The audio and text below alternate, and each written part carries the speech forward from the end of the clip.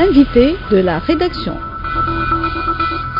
Mesdames et messieurs, bonjour. La femme est en réalité l'élément clé décideur de l'avenir d'une nation. Éduquer une femme, c'est éduquer toute une nation. La famille, une instance de socialisation fondamentale. La socialisation désigne le processus par lequel on apprend et intériorise des modèles culturels, les normes et les valeurs qui nous permettent de nous intégrer dans la société. L'enfance, c'est le commencement d'une vie. C'est pendant l'enfance que nous modelons notre future existence. Nous recevons ce matin Madame Semira Maraï, ministre de la Femme, de la Famille et de l'Enfance. Bonjour Madame la ministre. Bonjour. On entame cette interview par le commencement de la vie, l'enfance. L'enfance devrait être la priorité de l'État et vous représentez l'État au sein du ministère. Qu'avez-vous fait pour les enfants du pays, toutes catégories confondues? C'est une question bateau. Oui, bateau, mais oui. Commençons par les décisions phares, les plus importantes. Dès le début, en fait, on a donné notre vision. Notre vision, vous venez de dire, notre vision, notre objectif au sein du ministère, c'est réellement d'avoir une société aujourd'hui équilibrée. Parce que pour nous, avoir une famille qui est soudée, équilibrée, qui va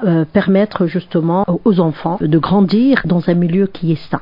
Et être donc dans la protection, d'abord la protection. Et pour ces raisons, donc, on a d'abord travaillé sur 3 volets. Travailler d'abord sur le renforcement et élaboration d'une politique de protection de l'enfance. Aujourd'hui, tous les indicateurs montrent qu'il y a énormément donc d'enfants qui sont agressés. Et deuxièmement, on travaille sur le développement de la petite enfance. Vous avez bien dit le développement de la petite enfance. Quand on dit la petite enfance, c'est de 0 à 6 ans ou de 0 à 8 ans. Malheureusement, aujourd'hui, donc, on n'a pas de stratégie multisectorielle. Et pour nous, on a commencé d'abord par faire une étude sur le diagnostic de la prise en charge, je dirais, donc de la petite enfance. Et notre objectif, c'est que il faut réellement prendre la petite enfance par les différents secteurs qui sont le secteur de la santé, le secteur de la nutrition, de l'apprentissage, et l'apprentissage qui doit être précoce, et d'avoir le développement du potentiel cognitif, du potentiel donc émotionnel, donc augmenter les capacités de l'enfant. Et l'autre, bien sûr, c'est la protection sociale, parce que chaque enfant, il doit être les enfants surtout orphelins, les enfants donc,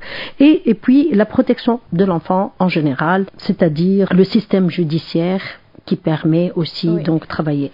On travaille donc, on a commencé par faire selon l'étude de Saber et c'est une étude qui a montré quand même qu'on a des points forts sur la vaccination, sur la nutrition. Par contre, le point faible, c'est l'apprentissage donc précoce, comme je vous ai dit, et surtout l'accès donc à l'éducation préscolaire, qui est assez faible. Donc tout ça pour vous dire qu'on a, on travaille sur la protection, on travaille sur le développement, et puis le volet de la prévention qui doit passer par l'éducation parentale. Essentiellement l'éducation parentale. Tous les parents, quand on leur demande qu'est-ce que vous voulez dans la vie, quels sont vos objectifs, ils vous disent réussir mes enfants. Mais le comment, il y a des gens, et malheureusement, qui ne savent pas. Et il faut dire aujourd'hui que c'est une science. Comment élever son enfant, réussir son enfant, parce que réussir son enfant, c'est pas réussir ses études. On peut réussir les études et ne pas réussir sa vie. Donc réussir la vie donc d'un enfant ou l'avenir donc d'un enfant, c'est ça se base sur l'équilibre. Et malheureusement aujourd'hui, ça on a de moins en moins, et on n'est pas en train de protéger, et je dirais pas de protéger, d'immuniser.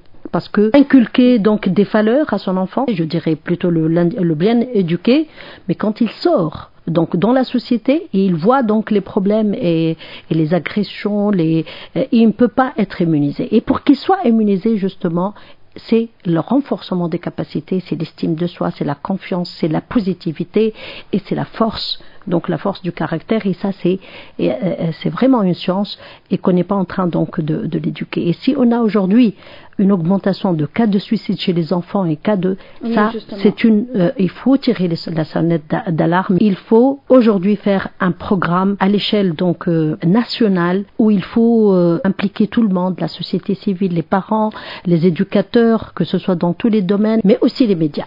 Oui, justement, Madame Samira Mara, ministre de la Femme, de l'Enfance et de la Famille, il y a des chiffres alarmants. Le nombre des signalements sur l'enfance menacée s'est élevé à plus de 8700 durant 2015 contre 6000 en 2014. En une année, il y a une augmentation remarquable.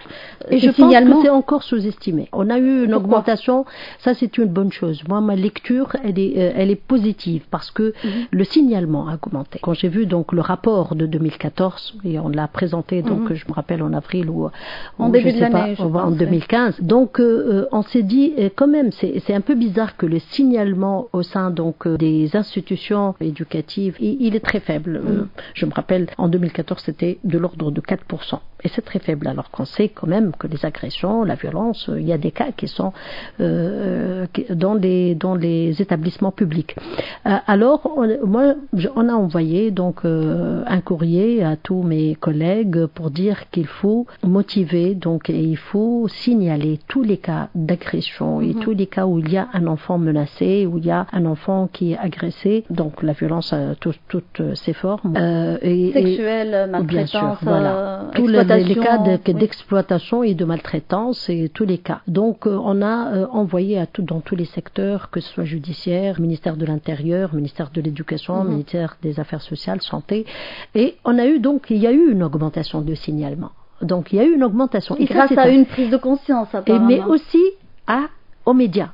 Et ça, je pense que les médias ont joué un rôle très important en parlant justement des cas qui sont agressés sexuellement, qui sont abusés, et pourquoi ? Parce qu'il y a énormément d'enfants aujourd'hui qui sont victimes justement d'abus sexuels ou de maltraitance et qui ne parlent pas et qui ne dénoncent même pas à leurs parents. Et ça, c'est grave. Donc aujourd'hui, c'est plus un sujet tabou. Puis on commence à dénoncer, même au sein de la famille. Et ça, c'est grâce justement aux médias. Et moi, j'encourage les médias à en parler. Et parmi l'éducation justement des parents, il faut aussi avertir les enfants. Et malheureusement, les agressions arrivent essentiellement dans le milieu rapproché de l'enfant. Oui. Ouais, c'est ça. Parfois, les enfants ne comprennent rien. Et parfois, ce sont des enfants tout petits, donc de 3 ans, qui ne réalisent même pas. D'abord, il faut protéger l'enfant, bien sûr. Il faut qu'il en parle. Oui, c'est déjà une bonne chose, mais en même temps, il y a des lacunes au niveau des lois de la protection de l'enfance. Qu'est-ce que vous comptez faire ? Parce que je pense que essentiellement, on doit déjà mettre un cadre juridique qui garantit la protection de l'enfant, disons à 90%, si ce n'est à 100%.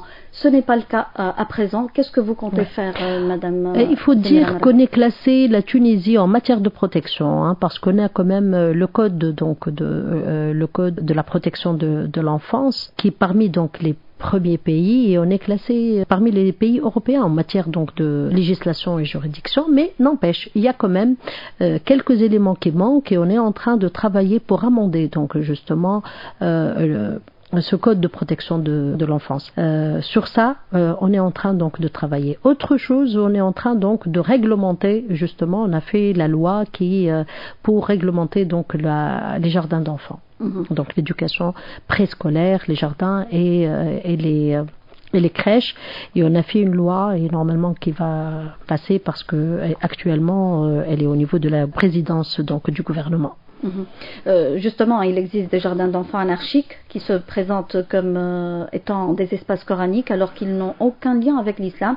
Est-ce que vous avez réussi à fermer la plupart des espaces On ne peut pas dire tous parce qu'on ne sait pas. Ils ne se sont pas présentés pour avoir justement le cahier de charge et pour avoir donc le permis et le visa pour ouvrir. C'est ça. Donc ce sont des espaces qui sont considérés comme anarchiques et nous, donc on réagit quand il y a un signalement. Et donc aujourd'hui, donc le citoyen parfois qui dénonce ça, il y a la société civile, il y a aussi la commission qui travaille sur le sujet, qui est en train de faire un travail donc au sein des régions. On voudrait justement qu'il y ait cette loi pour qu'il soit pénalisé. Aujourd'hui, même si on ferme, ils ne sont pas pénalisés.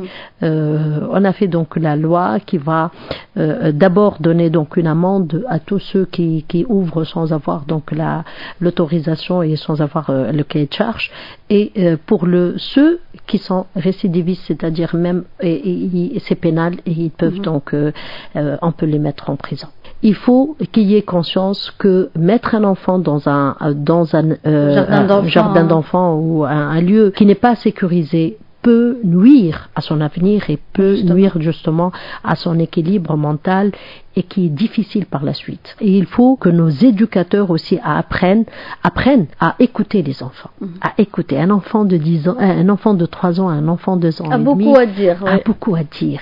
Et il faut faire confiance. Il faut faire confiance donc justement aux enfants. Mais reste difficile de repérer tous les jardins d'enfants anarchiques, d'après ce que j'ai compris, si ce n'est la conscience des parents, de la société civile qui devrait donner une main forte au ministère pour justement essayer d'éliminer ces espaces. Tout à fait. En tant que ministère, le problème que j'ai trouvé, c'est qu'on n'a pas trouvé donc un nombre assez important, donc un nombre suffisant, je ne dis pas important, suffisant que ce soit de délégués de protection de l'enfance, ou bien des inspecteurs, et qui sont en nombre très très faible. Donc, pour les inspections, ce sont eux qui contrôlent, c'est l'organisme qui contrôle donc les jardins d'enfants. On a fait un système d'information. Donc, un système d'information qu'on va donner, donc tous les jardins d'enfants doivent remplir donc un fichier et le contrôle il va être a posteriori, et tous ceux donc qui donnent pas des données qui sont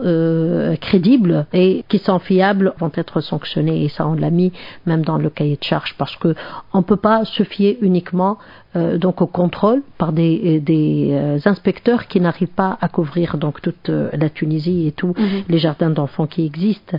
Et puis pour la protection de l'enfance, on a actuellement uniquement 40 délégués de protection de l'enfance, donc en moyenne donc 1,1 ou 1,2 par région, par gouvernorat, et c'est très très peu. Donc on va recruter 50 délégués de protection de l'enfance qui vont travailler avec les délégués. Et puis, on voudrait que ça soit institutionnalisé. Ça doit être une institution, c'est-à-dire dans la mesure aujourd'hui, le délégué de protection de l'enfance, il travaille seul. Il travaille certes avec le juge de famille, mais il travaille avec le psychologue du ministère de la Santé, avec le sociologue du ministère des Affaires sociales. Et puis, on voudrait qu'il travaille en réseautage. C'est-à-dire, il faut qu'il y ait aujourd'hui un réseau, il faut qu'il y ait des référents. Des référents dans chaque établissement scolaire, il y a un référent, c'est-à-dire quand un enfant a un problème, il va parler directement aux représentants de la protection de l'enfance, donc faciliter la prise en charge et surtout éviter et reconnaître les enfants à problème. On a parlé amplement de l'enfance, mais votre ministère s'occupe aussi de la femme. La condition féminine en Tunisie est déterminée à la fois par le système juridique, notamment le code du statut personnel, et par les us et coutumes. Ne pensez-vous pas qu'il y a un décalage entre les slogans dédiés à la femme et sa réalité? Oui, aujourd'hui on est en fête donc 60e anniversaire cette année donc du code de statut personnel dont on est tous fiers. Qui est l'un des plus modernes du monde arabe. Oui, mais quand même, on a beaucoup de retard. Aujourd'hui, la Tunisie était avant-gardiste, mais en matière de législation, je dirais, on est classé par rapport à l'Afrique, on est classé bien après même le Maroc et bien après... 17e à l'échelle africaine. Oui, 17e à l'échelle donc de l'Afrique en matière de développement de l'égalité, donc d'indice d'égalité. Et pour les questions de l'égalité, donc ce qu'on appelle donc gender equality, on est classé à l'échelle mondiale 127, je pense, 127. Comment expliquez-vous justement cette régression? Justement parce que quand on voit, par exemple, on n'a pas eu l'amendement donc du code de statut personnel depuis 1993. On n'a pas eu de loi, qui est sortie du ministère de la Femme depuis 93. Il n'y a pas. La dernière loi, c'était l'amendement donc de la nationalité qui octroie donc aujourd'hui la mère donc de donner sa nationalité. Et c'était en 2010. Aujourd'hui, rien qu'à voir le taux de violence à l'égard des femmes, que ce soit au sein de la famille, violence domestique, que ce soit dans la sphère publique. Et même dans le milieu professionnel. Et dans le milieu professionnel, l'harcèlement. Aujourd'hui, la femme, elle n'est pas du tout protégée. Même dans la rue, quand elle est tout le temps agressée verbalement. Et cette violence, moi je dirais, ça fait peur. Moi ça me fait peur parce que ça commence à être une culture. C'est-à-dire même quand les jeunes aujourd'hui, quand ils gagnent ils sont violents. Quand ils perdent, ils sont violents. Justement, avez-vous un programme pour renforcer la position de la femme? Voilà. Et là, donc, la question de la violence, on doit vraiment la traiter comme un phénomène social. Pourquoi? Parce que c'est l'origine aussi de la violence chez les enfants. Un enfant qui voit sa mère donc victime et violentée donc par son père, il sera violent. Et c'est ça notre vision aujourd'hui. Donc c'est l'objectif, on l'a mis d'abord dans la Constitution. On doit faire aujourd'hui une loi et on doit lutter contre la violence. Donc, en tant que gouvernement. Et le ministère de la Femme, bien sûr, a préparé cette loi de façon participative avec tous les intervenants, que ce soit de la société civile ou bien des différents ministères. Mais aussi, on a une stratégie. Et cette stratégie, donc, de lutte ne doit pas être uniquement la loi, mais aussi dans le rôle d'abord connaître d'une façon continue, je dirais. On doit avoir toutes les données sur les statistiques concernant donc la violence, parce que ça permet aussi d'évaluer ce qu'on est en train de faire, parce que suffit pas de dire moi je vais faire une stratégie. La stratégie, pour rappel, la stratégie elle a été élaborée en 2008 et elle est toujours là, donc au ministère, c'est un document archivé à la limite. Archivé, voilà. Mais il n'a jamais été mis en œuvre d'une façon efficace, pour ne pas dire, parce qu'il y a toujours la volonté de faire. Il est temps. Il y a toujours, voilà. Donc, et pour faire vite et pour faire bien, surtout, il faut fixer des résultats et surtout, donc, fixer les objectifs et puis travailler d'une façon avec les indicateurs. Et ça, c'est ce qu'on est en train d'élaborer aujourd'hui pour avoir des indicateurs. Donc, on va faire la loi, on va faire passer la loi, Inch'Allah, avant le 13 août. Et puis, c'est le volet de changement donc des comportements. Parce que, comme je vous ai dit, c'est culturel. Il faut aujourd'hui qu'il y ait un discours et puis une sensibilisation et surtout comment parler et comment changer de communication. Parce que généralement, c'est quand on a un problème de communication, on devient violent. Quand on n'arrive pas à s'exprimer, on devient violent. Et quand on n'est pas écouté, on devient violent. Donc ça, c'est tout un changement culturel et comportemental qui doit commencer, bien sûr, chez les enfants, tout petits, mais aussi, j'insiste sur le changement de comportement, le comportement des parents qui doivent être conscients. Aujourd'hui, tout peut être résolu par le dialogue, que ce soit avec sa femme, que ce soit avec la famille ou que ce soit avec les enfants. Et c'est comme ça qu'on peut vaincre donc et qu'on peut lutter contre donc la violence. Cette loi, elle comporte aussi 3 volets. Le volet de la protection, et c'est pour ça qu'on a créé donc le premier centre Temki. Donc on l'a créé et en collaboration avec une association qui assure donc la gestion, et ça c'est une méthode donc de travail avec la société civile qui est incriminée et qui est intéressée par ce sujet. Et le deuxième volet, c'est le volet donc de changement et surtout de l'éducation. Et la loi donc oblige le ministère de l'enseignement à faire donc tout un programme éducatif, d'abord pour enlever les stéréotypes et surtout pour mettre donc des programmes qui développent la culture de la non-violence. Et le troisième point, bien sûr, c'est pénal. Autre insatisfaction de la femme tunisienne, la présence de la femme en politique et dans les postes de prise de décision, elle reste en deçà des attentes de la femme tunisienne. Vous avez justement pensé à ça Bien sûr. Pour nous, tous nos programmes, peut-être, là je voudrais insister parce que comme j'ai parlé donc des axes stratégiques pour l'enfance, pour la femme, c'est essentiellement l'institutionnalisation de l'approche genre, l'autonomisation économique des femmes et que ce soit dans le domaine économique, l'autonomisation, je parle de façon générale, que ce soit dans le domaine économique, politique, social et culturel. C'est ça notre objectif, et puis le volet bien sûr de la lutte contre donc la violence. Pour l'autonomisation économique, je vais peut-être en parler tout à l'heure, mais pour l'autonomisation politique, il y a des gens qui vous disent pourquoi c'est pas votre affaire, c'est l'affaire des partis politiques. On est convaincu aujourd'hui, et on est convaincu, et les chiffres sont là, que la femme a des compétences scientifiques. On est 64% aujourd'hui des femmes qui sont dans les universités, donc il n'y a pas de raison pourquoi la femme n'occupe pas de poste de responsabilité politique. Mais d'un autre côté, c'est vrai que ça doit passer par les partis politiques. Ça doit passer par les partis politiques. Il faut renforcer la présence de la femme.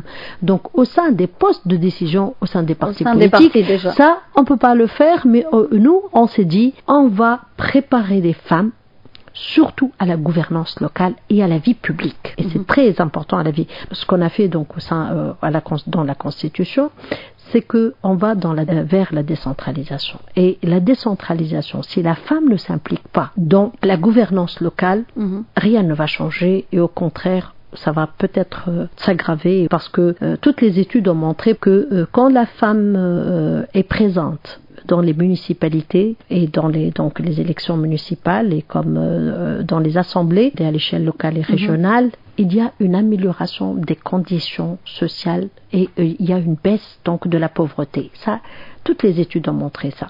Donc aujourd'hui, on voudrait que la femme, que ce soit dans le milieu rural, que dans les régions, soit impliquée dans la vie publique. On est en train de former, on a jusque-là formé plus de 600 femmes, 600 femmes qui peuvent être d'éventuelles candidates aux élections municipales ou bien elles s'impliquent dans la gouvernance. L'objectif c'est de former 3400 de façon à couvrir donc toutes les régions et on s'est fixé comme objectif donc au moins une dizaine de femmes par localité où il y a les élections municipales. Justement, les femmes, c'est aussi les femmes rurales. Comment comptez-vous promouvoir l'autonomisation justement économique dont vous parlez tout à l'heure de la femme rurale? C'est pour nous un axe donc prioritaire, la femme en milieu rural et moi je voudrais toujours parler de la femme en milieu rural parce qu'en milieu rural on peut trouver des docteurs, on peut trouver donc des femmes qui ont des diplômes universitaires et il y a des femmes qui sont artisanes ou il y a des femmes qui sont illettrées. Il y en a de tout et qui ont un rôle très important et on voudrait vraiment investir dans la femme rurale et améliorer ses conditions parce qu'elle vit aussi des conditions lamentables. Et on a toute une étude, d'abord on a fait au sein du ministère donc des études sur l'accès de ces femmes donc aux services publics et pour améliorer et on sait que le problème donc de transport chez ces femmes et vous savez très bien que dans les objectifs de développement durable, donc d'ici 2030, actuellement on parle de développement inclusif. Et dans notre aussi plan quinquennal qu'on est en train d'établir, on voudrait qu'il y ait un développement inclusif. Et quand on parle de développement inclusif et aussi d'avoir cette égalité entre hommes et femmes et égalité aussi entre femmes en milieu rural et femmes en milieu urbain. Il faut voir donc aujourd'hui dans chaque politique quel est l'apport donc de cette politique, que ce soit sur la femme rurale et ça c'est dans tous les domaines, c'est-à-dire que ce soit le domaine agricole, quand on parle aussi d'accès à l'eau, quand on parle de l'éducation, quand on parle aussi des jardins d'enfants. Donc il faut avoir donc cette notion donc de développement inclusif qui est très très important. On est en train de travailler avec tous les secteurs sur ce sujet, avec le ministère de l'Agriculture, avec qui on a fait donc une convention pour former donc la formation des femmes qui travaillent dans le milieu agricole et qui doivent comprendre quels sont ces droits. Que veut dire citoyenne? Faire, comme je vous ai dit, la formation sur donc la vie publique d'une part, mais aussi sur comment améliorer les conditions donc surtout de transport. Et on a préparé actuellement donc on a un projet pour un cahier de charge pour le transport de ces femmes qui travaillent en milieu agricole. On va voir donc l'avis des ministères concernés. Et puis il y a le volet de l'autonomisation économique. Et notre objectif c'est que d'avoir moins de femmes qui travaillent dans l'informel. Donc, on voudrait développer l'économie solidaire et sociale. Et pour cette raison, ils n'ont même pas une couverture sociale. Jusque-là, ils n'ont pas. Et c'est pour ça que le fait de développer des micro-projets, certes, ça améliore donc les revenus de ces femmes, mais on a une augmentation donc du secteur informel. Et pour cette raison, donc on est en train de développer un projet qu'on a labellisé pour chaque village un produit. Le tout de voir donc ces femmes-là veulent travailler chez elles et donc on voit quelles sont les compétences. Et généralement, vu qu'elles sont dans le même village, donc elles ont les mêmes conditions.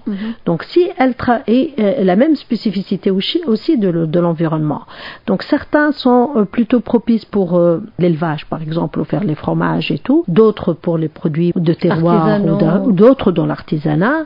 Donc on voit et on est en train donc de développer toute la chaîne des valeurs pour ces femmes. On leur donne les micro-projets, mais elles doivent vendre leurs produits ensemble à un seul marché et puis avoir le même fournisseur, que ce soit si même pour... Et c'est comme ça qu'on est en train de créer petit à petit sur le terrain pour pouvoir après donc mettre donc le système donc de l'économie solidaire et sociale qu'on est en train donc d'établir avec d'autres ministères.